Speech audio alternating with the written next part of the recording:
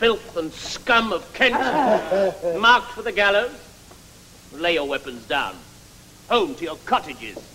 Forsake this groom.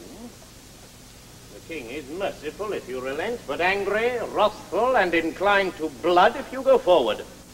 Therefore yield, or die. As for this scarlet-coated slave, I pass not. It is to you, good people, that I speak, over whom in time to come I hope to reign, for I am rightful heir unto the English crown, being descended from Lord Mortimer. Jackade, the Duke of York hath taught you this. He lies, for I invented it myself. Go to, sirrah, tell the king for me, that for his father's sake, Henry V, I am content that he should reign. But I'll be protector over him. I'll tell him this, but look to suffer for it. Nay, I warrant you, I rather look to thrive. Herald away, and throughout every town proclaim them traitors that are up with Cade, and that each man who will not lay down his arms shall, even in his wife's and children's sight, be hanged up for example at his doors. Stay, Stafford! For I mean to make example too. What say you all? As we are king, are not these threats a treason to us all? And shall we not punish the traitor that utters it? Nay, hanging is for honest men. Come hither, fellow. What? Would you murder me? Nay, sirrah, I rather mean to weed you. Why think you that we bear bills and hooks and hoes? We are a kind of gardeners to the commonweal, and mean no greater harm than weeding.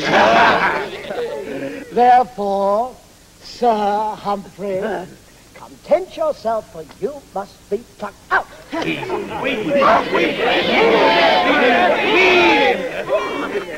I'll be the first to do so, for I fear no nettles.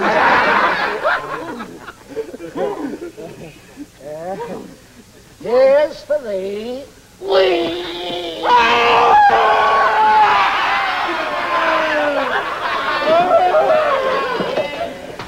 His body shall be dragged at my horse's heels till we reach London. I will have the mare's sword borne before you. As we mean to thrive and do good, let's break open the jails and let out all the prisoners!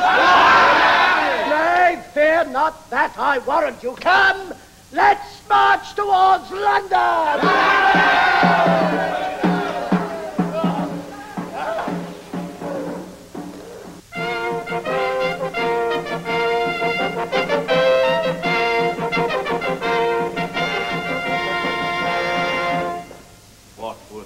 Somerset with France. I claim the tribute due unto my king, which Charles the Dauphin, thy deceased father, did swear to render us. Perchance he swore it, but I did not, and that was long ago. As thou inherited his crown and kingdom, thou art inheritor unto his oaths. Why need you tribute, but to pay your soldiers to shed the blood of mine own countrymen? I shed no blood of those that keep the truce, but of such traitors you yourself set on to make revolts within our territory. If they revolt, 'tis not at our behest, but for they hate your buzzard garrison. They owe allegiance to the King of England, and did acknowledge him their lawful king by right descent, and by the will of heaven. What an they did. 'Tis not allegiant oaths, nor lawful title can uphold a king in this bad world, where oaths of mickle might are broached and broke 100 times a day.